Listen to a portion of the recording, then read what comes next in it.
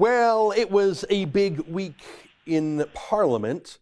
The throne speech, Julie Payette, the Governor General, reading a speech written by the Prime Minister's office. I like to watch for key words in these speeches, like Alberta or farmers or civil liberties, things like that. There was a mention of Alberta and Saskatchewan and the oil-producing provinces, but the only mention was these provinces have to get ready to net zero their emissions. That's code word for, hey guys, can you get ready to shut down? Here, take a look.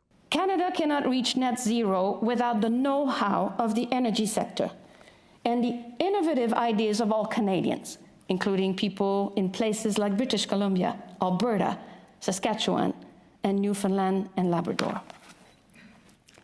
The government will support manufacturing, natural resource, and energy sectors as they work to transform to meet a net zero future, creating good-paying and long-lasting jobs. You wouldn't think that a province with the highest unemployment in generations would be asked to bear the brunt of getting the country out of the pandemic recession, but that's how it looks. Joining us now via Skype from Edmonton is the senior columnist for the Edmonton Sun, who has written about this subject and about Jason Kenney, the Premier's response to it. Our friend Lorne Gunter joins us now. Lorne, have I overstated? Sometimes throne speech is going to be a bit vague. Do you think I've misunderstood what Julie Payette meant? No. The words she spoke. No, I don't think you've overestimated it. I think that's what it's going to come to.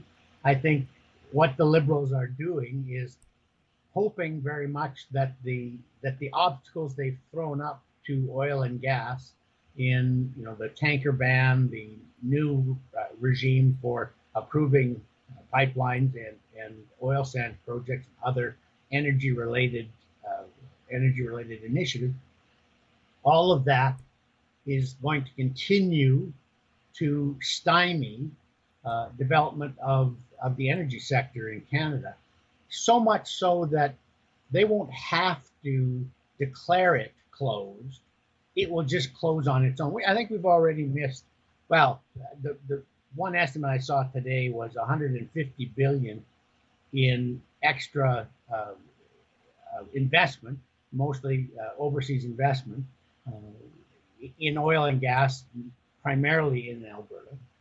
My own estimate is it's probably closer to 200 billion since the Liberals came to power in 2015 that has not come to Alberta that otherwise would have come to Alberta. If you look at other oil producing areas in even in the developed world, our share of what has gone on since the prices recovered after the 2015 collapse, our share should have been somewhere, I think, closer to $200 billion.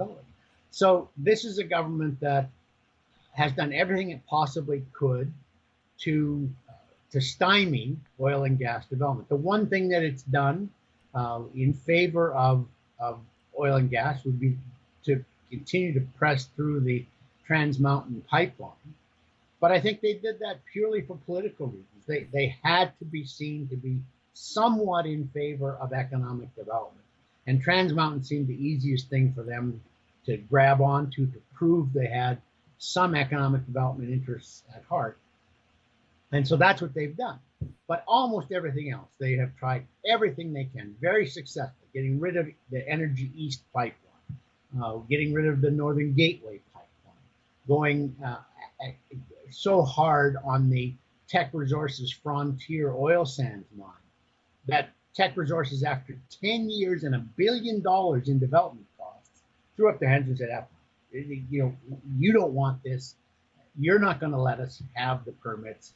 We're just walking away. And more of that stuff has happened because the Liberals have put these obstacles up there. Not because the Liberals went and said, you can't have the Frontier mine.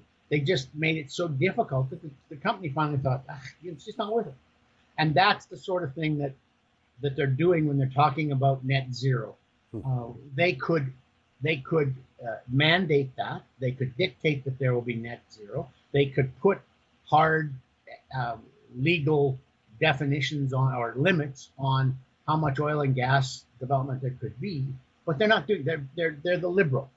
They don't want to do that. They don't want to do the bold thing. What they want to do is get their way by kind of sneaky methods, and I think they're doing it. And I think so. Yeah, I don't think you are overestimating what Payette meant. What was meant by the words that Payette spoke on behalf of the government. Right. You mentioned Trans Mountain, and I saw an interview with the president of the company that's building it. I mean, the ownership is a little murky to me, but he is a lifelong pipeline builder. He knows his stuff, and he sure sounded positive. There is pipeline construction, but it's in Alberta mainly. When it gets to the lower mainland of BC, because that's where the pipeline ends, it'll be easy in Alberta. It may well be easy even in eastern BC, rural. Easy to, but yeah. Let me show you a quick clip. I think this is from Bloomberg. He was asked a really fair question. What will you do if there's protesters? And he said, well, we'll take action. Here, take a quick look at this. I think it's fair to say another challenge that you're likely going to face will be protesters as we head towards those areas. How do you anticipate dealing with that? Yeah, we keep a close eye on activity. We obviously, don't discourage, law-abiding, peaceful protest activity. That's everybody's right in our society, and we don't discourage that. But to the extent that it impedes our work at our work sites or threatens or causes unsafe conditions, then we'll take immediate action. We're prepared for whatever might come our way, but at the same time, we're really hopeful that it's going to be peaceful and law-abiding, and that the men and women working on this project can continue to. When you say immediate action, what happens if these protests turn violent, as we've seen with some of the other protests around pipelines? Yeah, the authorities have their jobs to do, and we're in regular contact with authorities, and we are inclined to take immediate and swift action, and we've got an injunction in British Columbia that prevents anybody from impeding the work or creating unsafe conditions. We're patient. We will take the necessary steps, but we'll ensure that the work is safe and can proceed.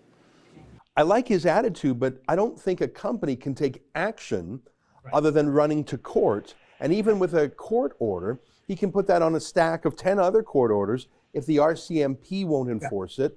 And we know Trudeau certainly wouldn't use the military.